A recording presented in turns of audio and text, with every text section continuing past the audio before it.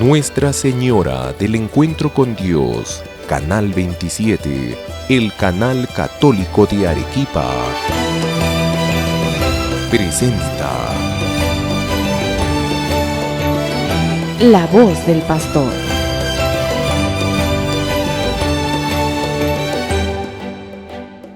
Queridos hermanos y hermanas, nuevamente juntos en La Voz del Pastor. Continuamos entonces con nuestro catecismo de la Iglesia Católica y como recordarán, el encuentro pasado habíamos comenzado a leer, meditar, reflexionar sobre lo que es la vida consagrada en la Iglesia. Habíamos dicho antes que los miembros de la Iglesia, digamos así, todos entramos a formar parte de la Iglesia a través del bautismo. Y esto significa que inicialmente todos en la Iglesia empezamos como laicos. Y de hecho la gran mayoría de los miembros de la Iglesia Católica, que son ustedes, ¿no es cierto?, son los laicos.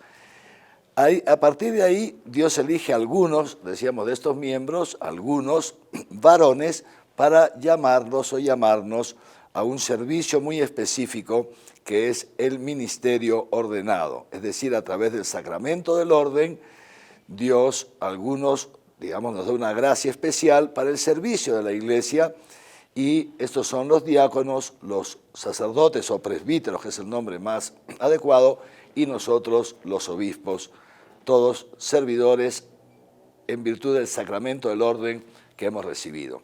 Pero también Dios elige a otras personas que sin ser necesariamente llamadas al sacerdocio, al orden sacerdotal, y aparte que no son solamente varones, también mujeres, Dios los llama a una ulterior consagración, es decir, a una dedicación más plena de su vida al servicio de Dios y de la Iglesia a través de lo que se llama la profesión de los consejos evangélicos. Los consejos evangélicos, decíamos en nuestro encuentro anterior, que son tres: la pobreza, la obediencia y la castidad. Pobreza, obediencia y castidad, que todos estamos llamados a vivirlas. También ustedes como laicos, también yo como obispo, estamos todos llamados a vivir la pobreza, como ese desprendimiento de los bienes materiales, como ese poner nuestro corazón no en las riquezas de este mundo, sino en Dios. La obediencia, que es lo que caracteriza al sacrificio de Jesucristo en la cruz y lo que caracteriza al cristiano, la obediencia a la voluntad de Dios.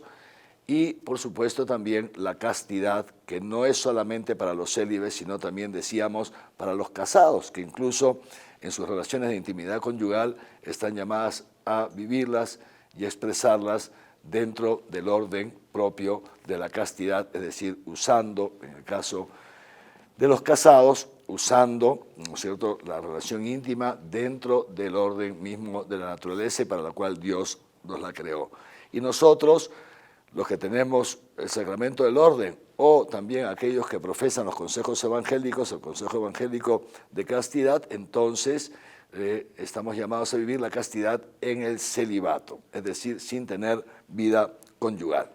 Pues bien, decíamos que la vida consagrada es muy antigua en la Iglesia y que forma parte muy importante de ella. El Papa San Juan Pablo II dijo que la vida consagrada forma parte de la esencia misma de la Iglesia. Es decir, no podemos concebir la Iglesia sin la vida consagrada. Así lo ha querido nuestro fundador, nuestro Señor Jesucristo. Y de hecho, desde los orígenes prácticamente, se empezaron a dar distintos niveles de consagración que con el transcurso de los años y de los siglos, conforme la Iglesia fue creciendo y se fue expandiendo, han ido también surgiendo nuevas formas de vida consagrada. Decíamos en nuestro último encuentro, y aquí entonces retomamos, que la primera forma, digamos así, de especial consagración, para llamarlo de alguna manera, se da ya en los primeros siglos, cuando el emperador, por entonces el emperador de Roma, dispone que todo su imperio se convierta al cristianismo y entonces son grandes masas que entran a la Iglesia sin haber sido previamente, digamos, adoctrinadas o sin haber recibido previamente la fe, y entonces en diversos sectores de la población empieza, digamos así, un cristianismo que perdía un poco, comenzó a perder esa radicalidad del Evangelio. Ya eso origina que algunos cristianos que querían vivir el Evangelio en toda su radicalidad, entonces optan por salir de las ciudades, salir de los pueblos, irse a vivir a las afueras, irse a vivir solos, cada uno solo, esos son los ermitaños, vivir en soledad dedicando su vida a la oración y a la penitencia. Y se establecen fundamentalmente, por ejemplo, en cuevas, en cavernas, en chozas que ellos mismos arman, a las afueras de la ciudad, para con la oración y la penitencia luchar para que el demonio no entre a las ciudades y no contamine, digamos así, o no destruya con el pecado las ciudades. Estos son entonces los ermitaños, que son la primera forma, repito, de especial consagración que se da desde los inicios de la Iglesia y que perdura hasta nuestros días. He tenido la ocasión hace algún tiempo, por ejemplo, de estar en Montserrat, a las afueras de Barcelona, en España, donde todavía entonces habían ermitaños que habitaban ahí en esa montaña aserrada, Montserrat, esa montaña imponente que está, repito, a las afueras de Barcelona. Y sin duda todavía los hay en otras partes del mundo también. La vida, entonces, de los ermitaños, a la cual la vida eremítica, a la cual se refiere el número 920 de nuestro catecismo, y que lo dice así: sin profesar siempre públicamente los 3 consejos evangélicos, los ermitaños, con un apartamiento más estricto del mundo, el silencio de la soledad, la oración asidua y la penitencia, dedican su vida a la alabanza de Dios y la salvación del mundo. ¿Ven? A esto se dedican, a rezar, a alabar a Dios y también a interceder por sí mismos, por supuesto, y por toda la humanidad. Entonces, nos hacen presente, dice el número 921 del Catecismo, los ermitaños nos hacen presente esta unión íntima, profunda, entre la Iglesia y nuestro Señor Jesucristo. Esta unión íntima, como lo dice muy bien el número 921, presentan ese aspecto interior del misterio de la Iglesia, que es la intimidad personal con Cristo. Oculta a los ojos de los hombres, la vida del eremita es predicación silenciosa de aquel a quien ha entregado su vida, porque Dios es todo para él. Esto es, digamos así, la esencia, ¿no es cierto? Los eremitas nos hacen presente que Dios es todo, que Dios merece todo nuestro ser y que Él quiere donarnos todo su ser a nosotros. Poco a poco, también desde los inicios de la Iglesia, fueron surgiendo lo que se llaman las vírgenes consagradas. Y esto ya encontramos testimonios en el Nuevo Testamento, desde los tiempos apostólicos, es decir, la cita que tenemos ahí en el Catecismo, la primera carta a los Corintios en su capítulo 7, habla de esto. Son las vírgenes y las viudas, es decir, mujeres que nunca se casaron o mujeres que estuvieron casadas y que luego enviudaron y que por un especial llamado de Dios, entonces consagran su vida, nos dice el Catecismo, a Dios para dedicarse con una libertad mayor de corazón, una mayor libertad de corazón a vivir su virginidad o castidad perpetua por el reino de los cielos.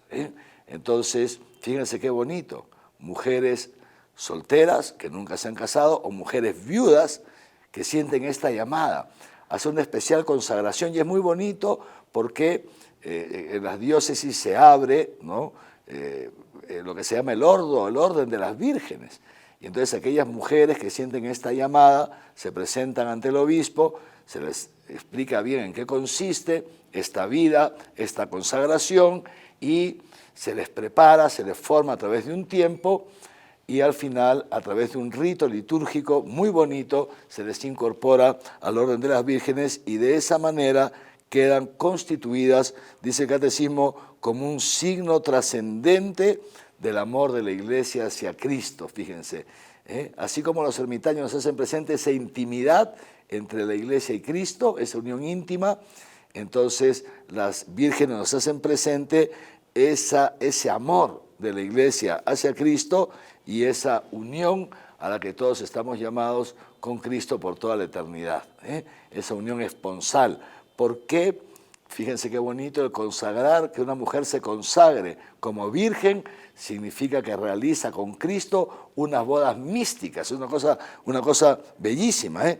Las mujeres que forman parte del orden de las vírgenes siguen viviendo en sus casas, son laicas, ¿no es cierto?, siguen viviendo en sus casas, algunas pueden dedicarse a trabajar, a enseñar, a colaborar en algún apostolado, etcétera, etcétera, pero siguen viviendo, digamos así, en medio del mundo, pero con esta peculiar consagración se dedican también a la oración, se dedican a la penitencia, y al servicio a los hermanos y al apostolado. Hace justamente pocas semanas, con motivo del Congreso Internacional que tuvimos por el Año de la Vida Consagrada aquí en Arequipa, anuncié en la clausura del Congreso que aquí en Arequipa vamos a abrir este ordo de vírgenes consagradas, para las vírgenes y para las viudas.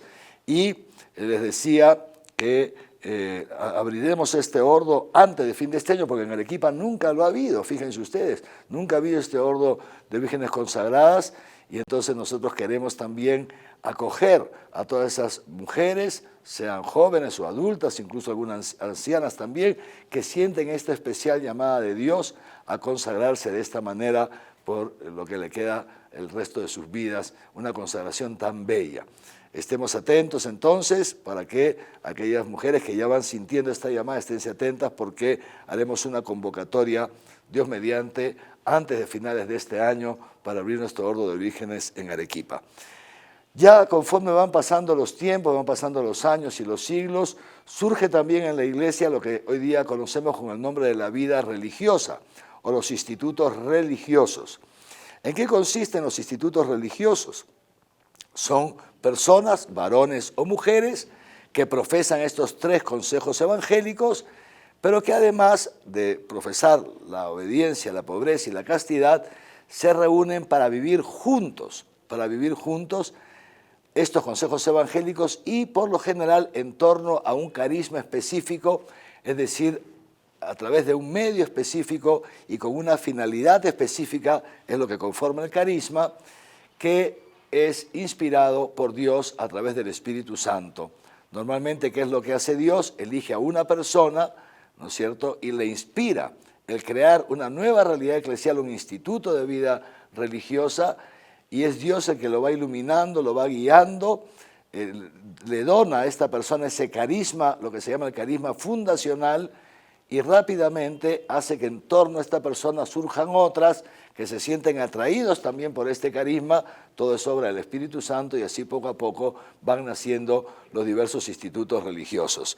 El número 925 del Catecismo nos recuerda que la vida religiosa, o sea, comunitaria, de esta manera, como les estoy explicando, la vida comunitaria para vivir con mayor radicalidad el Evangelio, surge ya desde los primeros siglos de la Iglesia y surgió fundamentalmente en el Oriente.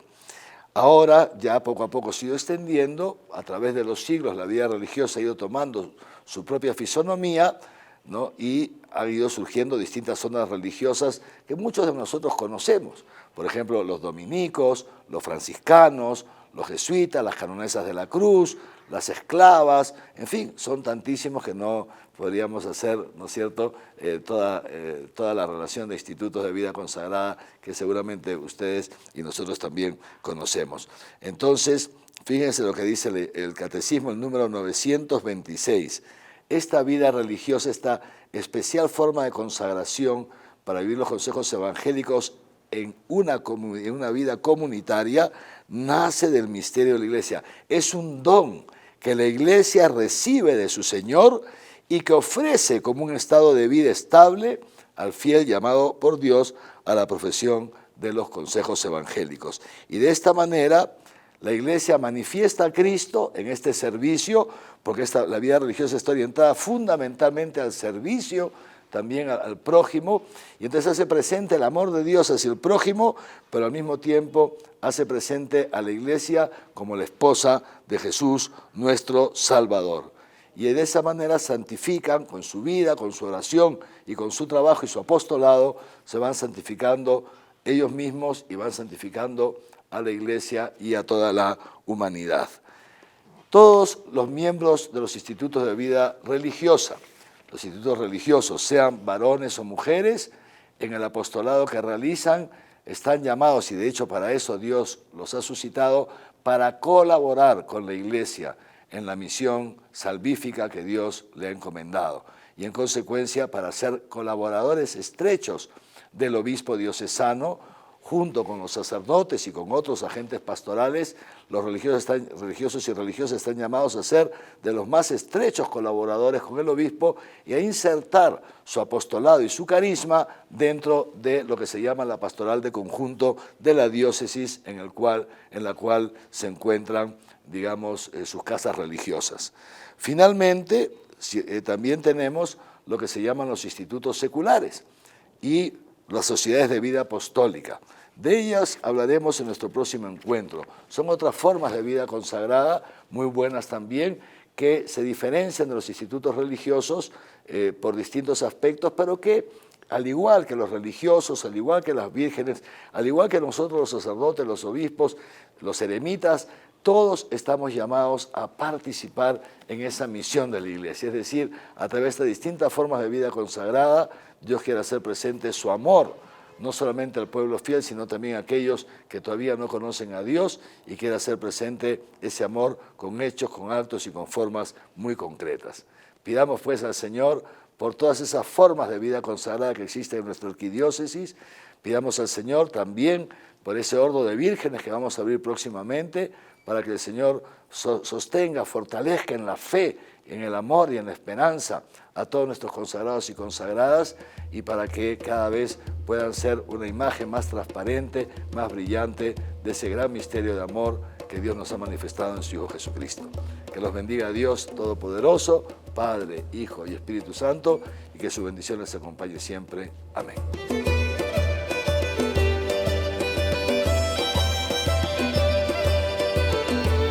Nuestra Señora del Encuentro con Dios, Canal 27, el canal católico de Arequipa, presentó